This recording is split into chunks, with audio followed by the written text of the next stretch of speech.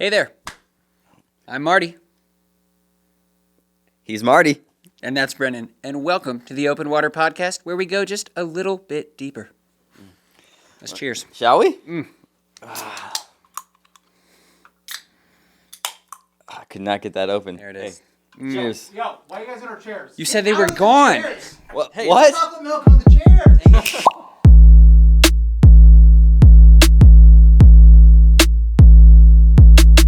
Hey, good to see you. Welcome to season 2. Louder effects, cooler graphics, and the same host. Like this.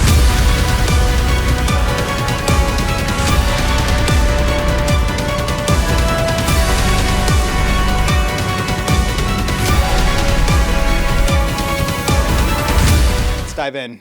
I'm Marty. I'm Brennan. Welcome to the Open Water Podcast. All right, so here's the thing. Season 2 is going to look a little bit different. A little bit different. We're changing all the segments. We're mixing it up. New things, new day. Summer's here.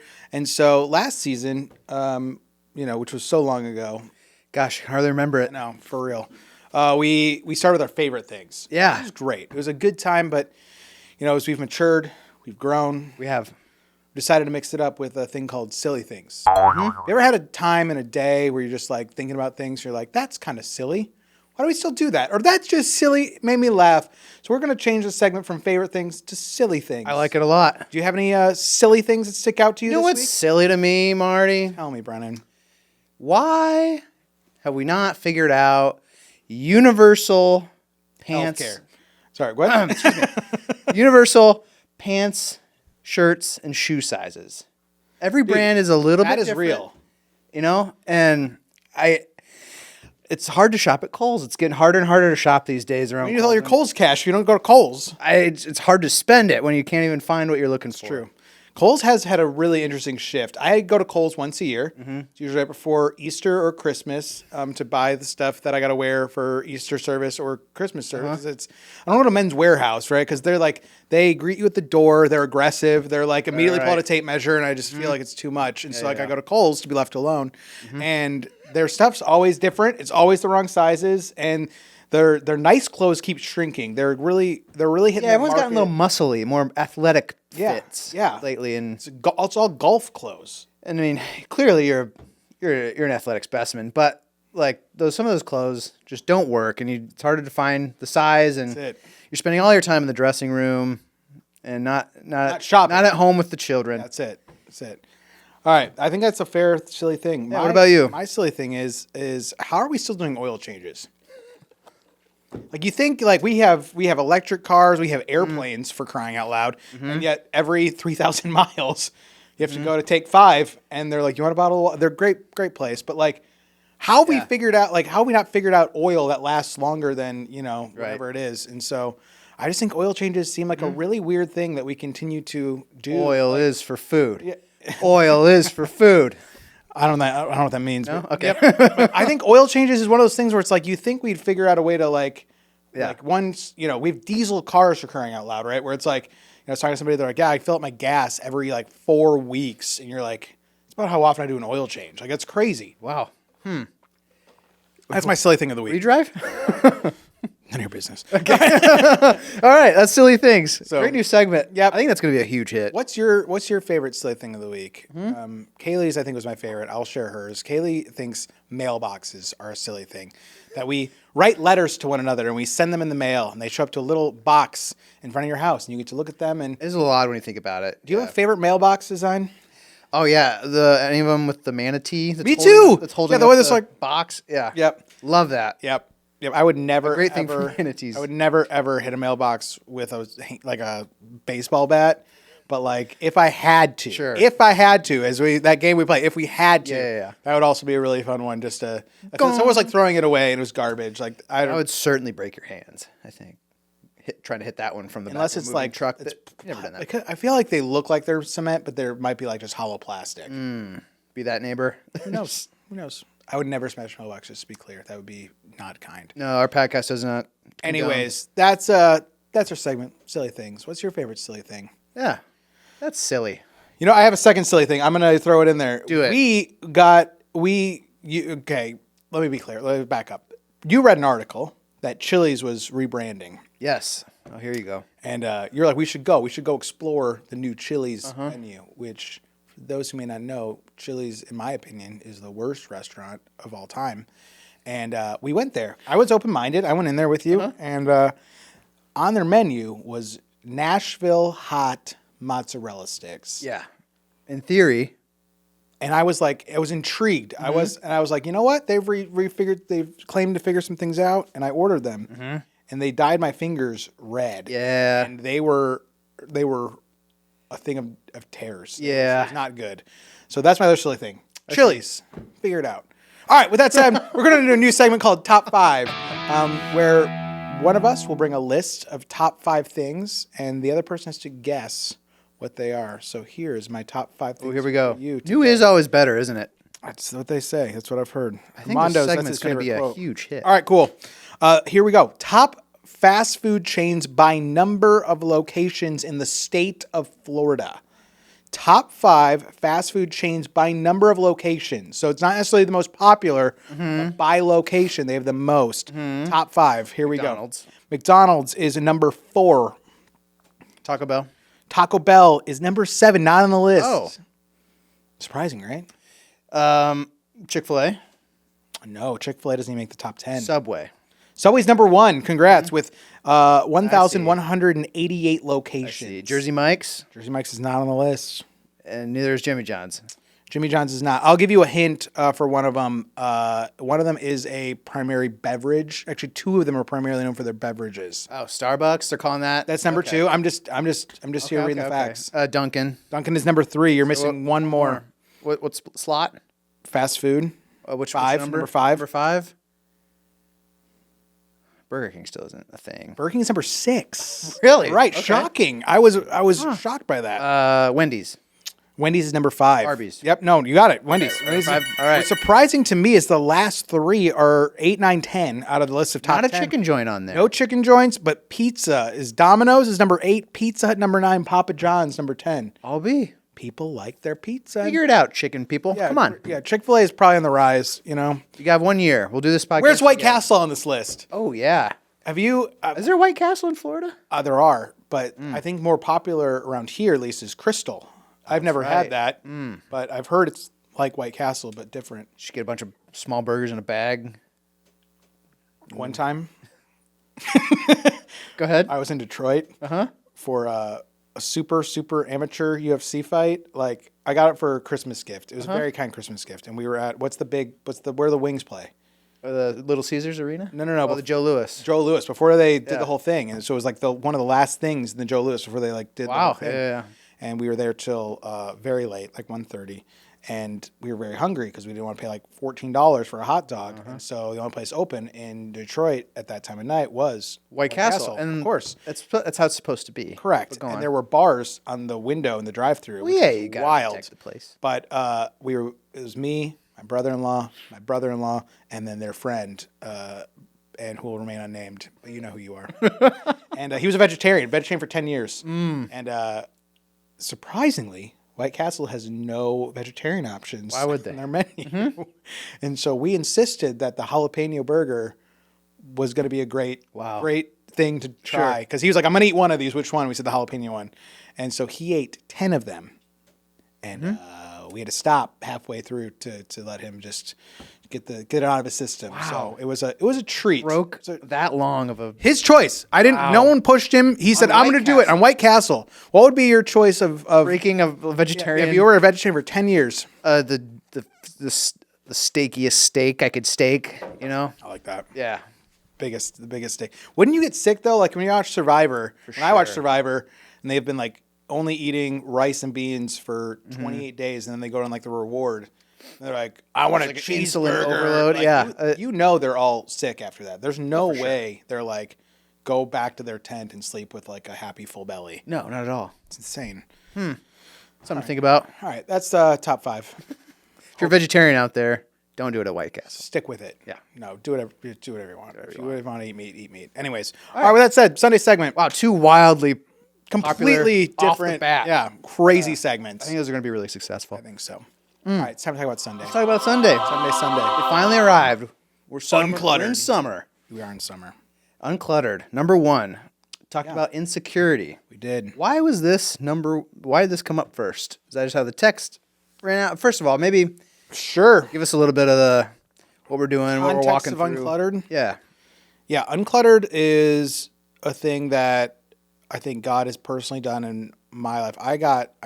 You know this story better than most people is like in my own life, I just felt like I was like just absolutely maxed out in my life of just like, I felt like I had no time, no capacity to I was just like, everything I did was just like, oh my gosh, I gotta like, it just felt like I was like, again, the term burnt out, it feels a little bit like, I think it's a loaded term, but I think for all intents and purposes, I felt very burnt out, and I began to like assess like what are the peripheral things that I have to cut out of my life in order to like really emphasize what is actually important, not just to me, but I think what is important. The goal is like what's important to the heart of God, and those are the things that I should value. And because even when we went through Exodus, like that cry of like if God's not there, I'm not there, and like that began to be my prayer back in that series. I began to pray that prayer every day, and I think through that, God began to like really reveal some things of like, hey, you're doing this, but like you don't need to. Like this is something you're doing that you put on yourself, or this is a perception or a posture, and then like cut all of that out and get down to like the very like core of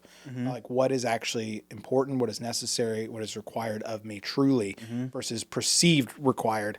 And so I began to like take notes, so just privately, personally, on some of these things of like what are the things that are hindering my ability to really be like a good disciple of Jesus, a good husband, a good dad, and a good friend. Like that really is everything kept coming down to those four categories.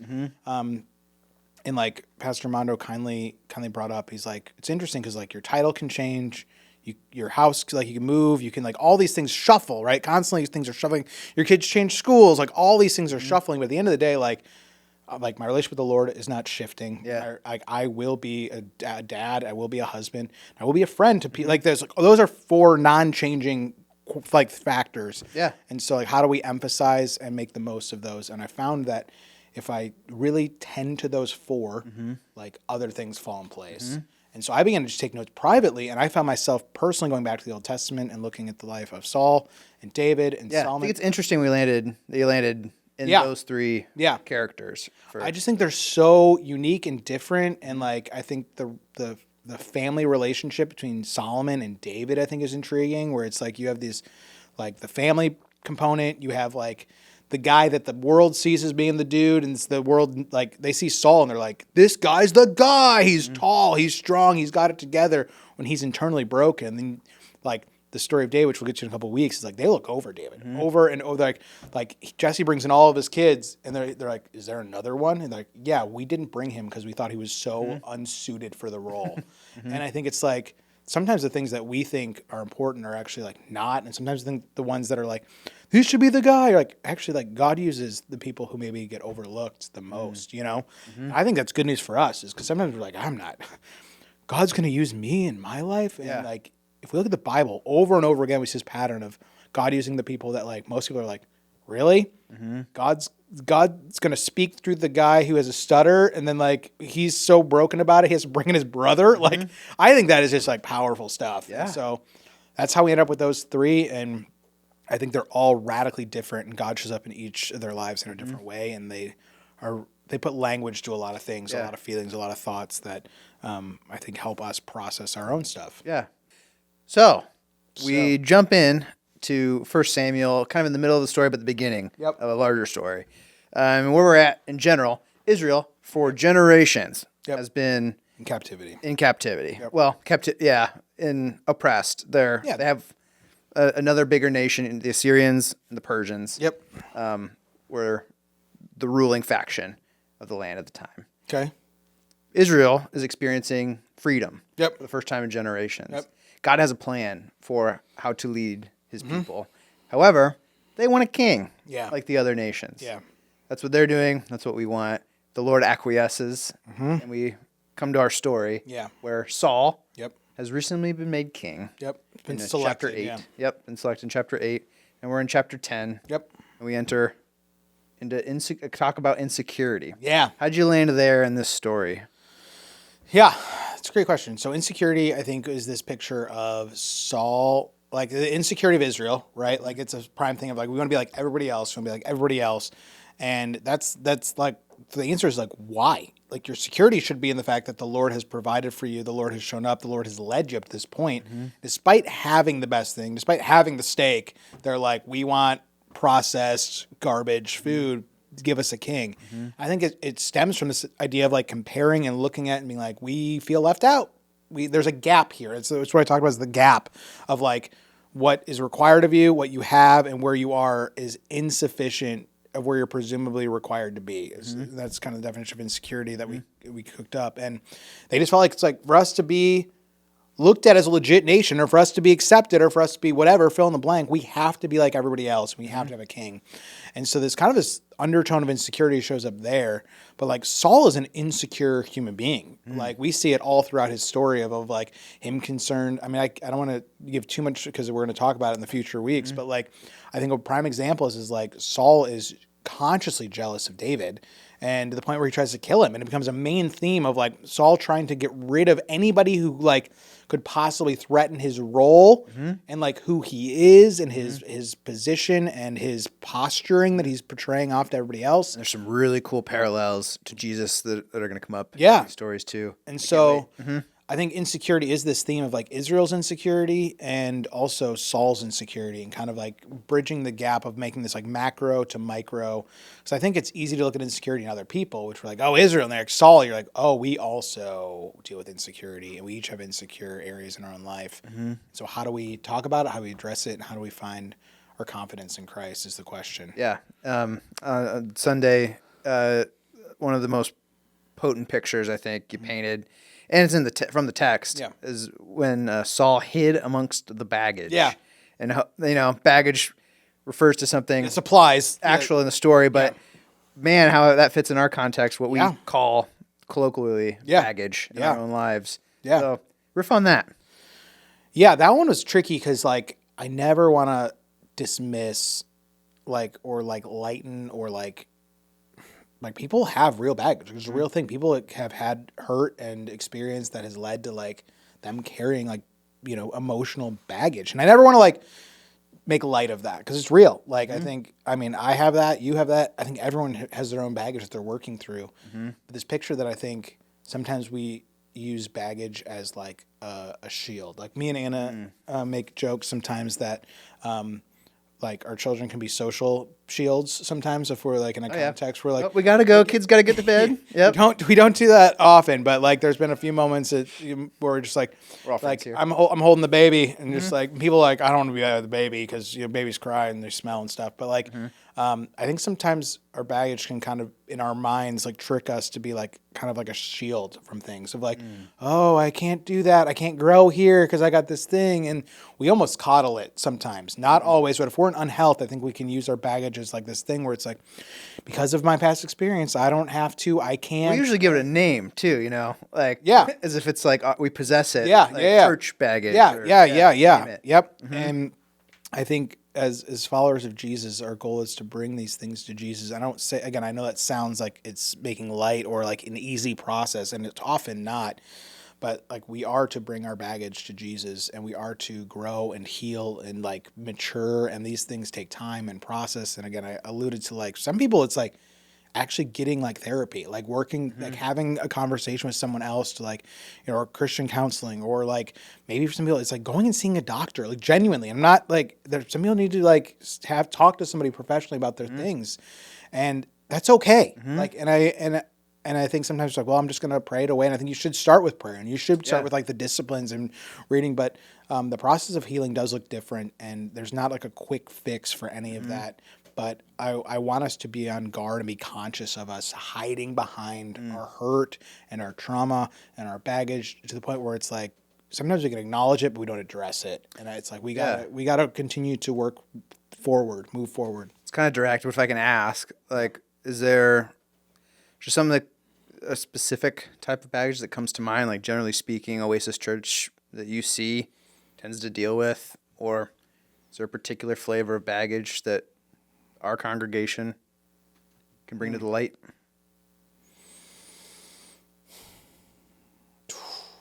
Obviously, it's kind of ad hoc based on conversations you've had, and I see a theme of like not a conscious but a subconscious, not with everybody but with a number of people of conversations I've had of apprehension to forgive.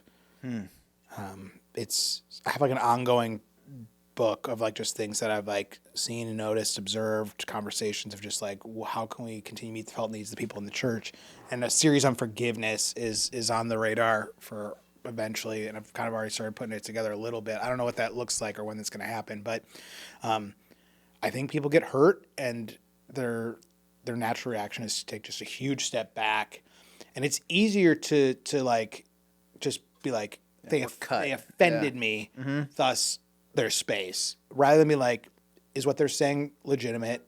Is what, like, am I possibly receiving this the wrong way? It's just easier to make space. It's just always, it's like, it's the shortcut of like having to process hard words, hard conversations. And I think for some people it is baggage of unforgiveness of just like, man, my fill in the blank, my mom, my friend, my neighbor, my coworker said this to me, and this just really just like hit me hard, and I don't like it, and I'm not happy with it, and so but they'll know, like, and they just like, that's not it. It's just like, what does it look like to forgive people? And again, sometimes space is required, but I think sometimes it's just like, maybe there's some truth to it, and you got to dig a little bit deeper. And even this morning, we met with the men of our church, talked through Romans 14, and I think this theme of like wisdom and freedom are just like these two things that go hand in hand. Like it's like we have freedom in Christ, thank God. But we also have been given wisdom that we have to discern. And I think all of this stuff takes a tremendous amount of discernment and wisdom and intention. Yeah. And the goal of Uncluttered is just to like help people be a little more thoughtful. Hopefully give them some tools to be more thoughtful about the things that I think we often don't put language to, because it's just out there. We're like, I feel anxious. Why? I don't know. I just do. Like, cool, let's put some language and put some handles to like that. If we're willing to dig into some of this stuff, like we have a hope that on the other side of like looking at some of these things, that the series, like there's a better life to be lived for 100%. each and every single one of us. That's if we're willing to do the work, the closet, look under the rug, and drag it out into the light. Yeah, and I think like the highest level of this is like, if it was like someone asked me like, what's the goal? I said, no more hiding. Like no more hiding. Like I hope that like the people of our church can feel that this is a space where they can be open and honest and transparent. Like I was joking this morning that I had a conversation last week where they're like, someone was telling me, outside the church, they're like, I don't go to church because it's full of hypocrites. And I was like, no, we go to church because we are hypocrites. Like that's actually why we go to church. It's like the goal is that we actually can be open and honest and transparent and like move towards Jesus and like not hide behind the stuff that like, but actually be like, but again, not just acknowledge it, but address it. Like that's the thing. It's like, it's easy to acknowledge, it's hard to address, but we have to do both. And so that's the heart of this whole series. And insecurity, I think, is a big thing for a lot of people. It always has been. And so I can't, if you're the first one who's never dealt with insecurity, please stand up. Right? Yeah. So next weekend, what theme are we looking at? Control. All right. Have a little precursor for this.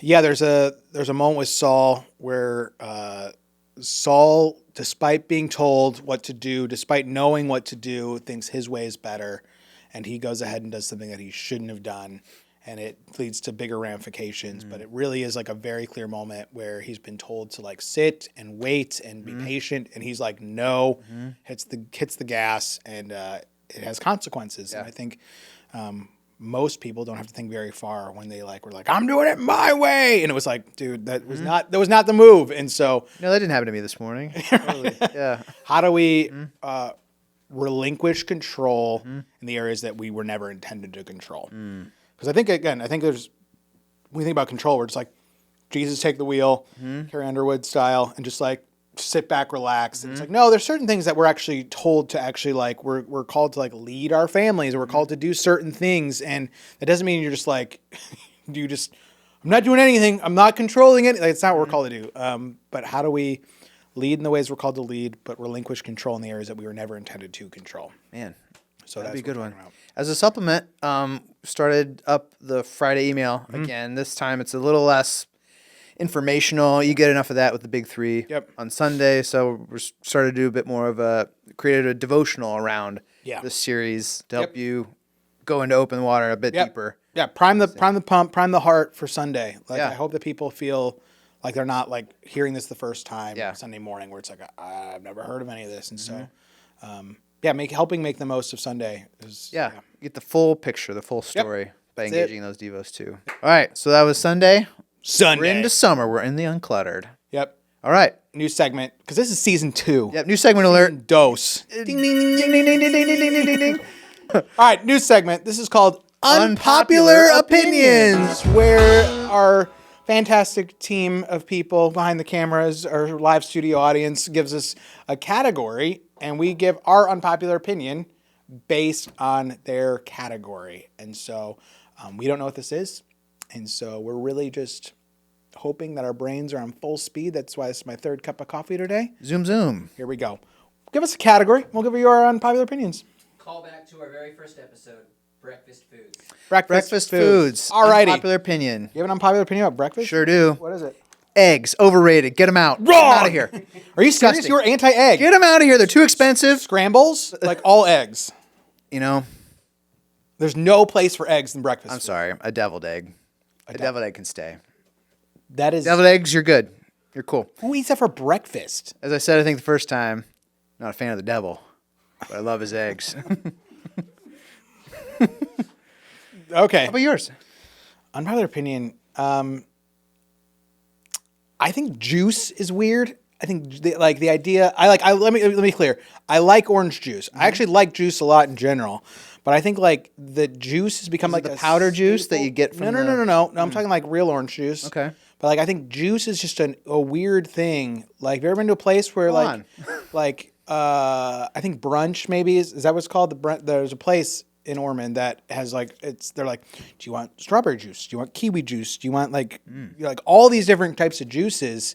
And I'm like, how did that become a thing where it's like, because really like Juicing did become a thing, didn't it? Yeah. The Jack LaLanne power juicer really broke the market wide open. Jamba Juice had a place in the market, right? You're like, this makes sense. I don't get it, but like, cool. But then like when everybody's like, do you want passion fruit, strawberry, orange, grapefruit juice with your pancake? You're like, no, that's a weird, no, I'll do coffee, black coffee. Let me ask you this. Yeah. Are you a smoothie guy? Will you do smoothie for breakfast ever?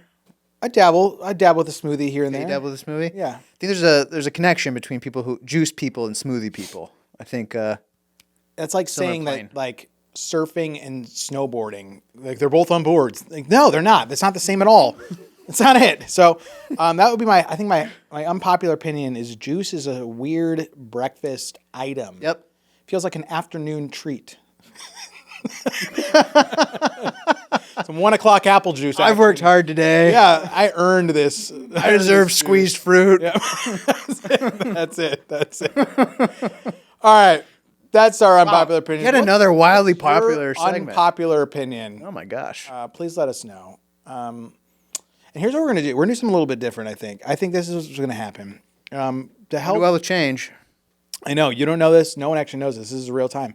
We're going to do a giveaway of a couple books from this series Uncluttered that have been resources for me that I've read that have been helpful for this.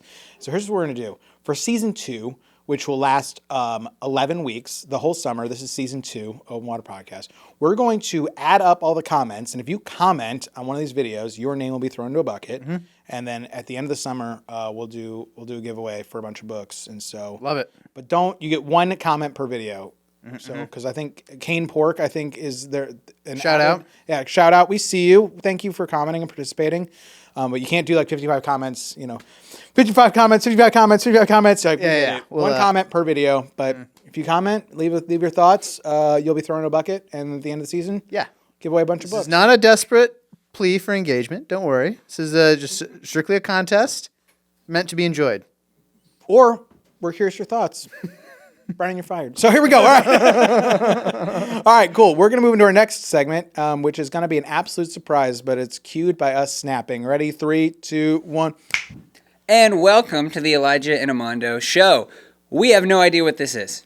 No, we don't. I do wish. Can we have our own jingle? Though? Oh, we can have our own jingle. The Elijah and Amando Show. There it is. Okay, Something like that. good. Yep. All right, here's your prompt. If you're an animal in the zoo, which animal would you want to be and why? I think about this every night before bed, so this is really easy for me. What do you think? Okay, first off, I reject the premise of the question. It would be a sad life to live in the zoo. That is true. That is true. That is true. But if you had to. But if I had to, oh goodness, I think I'm gonna go, like, you know those tiny, like, cute monkeys that look like lions? Yes. That's me. If I were to guess what their name was, I would say the lion-faced monkey.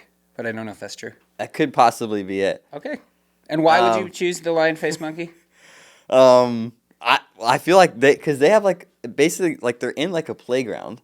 And they're just like, I don't know, they have like a little cubby where they can. Why is everyone laughing? I thought that was an exquisite choice. I feel so. All right. I don't know. I think they have a really good life. They're a really fun watch. So. And that's the qualification for a really good life. Yeah. You know what? I love that. For me, man, my mind goes to, like, if it's, I can't pick the cool animals, right? Because if you're like, I want to be a cheetah. Well, I think that a cheetah's life in a zoo is pretty awful because, like, you want to run 70 miles per hour. Right. And have the ability to, but not in the zoo because your enclosure is tiny. So I'm going to have to pick something tiny. My pick would be, hear me out, Children's Zoo. All right, St. Louis Zoo. If you go to the Children's Zoo, you get in free before 9 a.m. That's just free. Naked mole rat, okay? Because, like, they're blind, okay? And so you don't know that people are staring at you and that you live in a cage and that your existence is less than your fellow naked mole rats in the wild. So ignorance is bliss, in my opinion. I would lock in the naked mole rat. That's true. Yeah. If you're blind, like you could imagine, like you're staying like in a Hilton, like the best Hilton ever, or the Lexington, as I say every time I pass it, or the Peabody or something. You know, just top notch spaces. Yeah. Okay, I like that. That's what I like. Appreciate that. I think we crushed this segment. I think so. I also have to say, yoo-hoos are really bad. It's like chocolate water. Yeah. But I mean, as good as chocolate water can be. Whatever it's worth, you you're watching, we know that you are. Really hope you do better. But sponsor us. Anyway, I heard that if we fist bump, then we disappear. Okay. You want to see if it's true? Let's do it. And that's why we give them 2 minutes on this show. Feel us losing sponsors by the literally, Yoo-hoo's out. They're done. So, all right, that's all we got for episode 1, season 2. Genuinely, hope this has been good fodder for thought. That's the goal, is hopefully get some laughs out of it. But really, the goal is that people get to kind of just think a little bit more about, insecurity and how we press into the Lord and, being normal people who love Jesus. Yeah, we'll be back at it next week.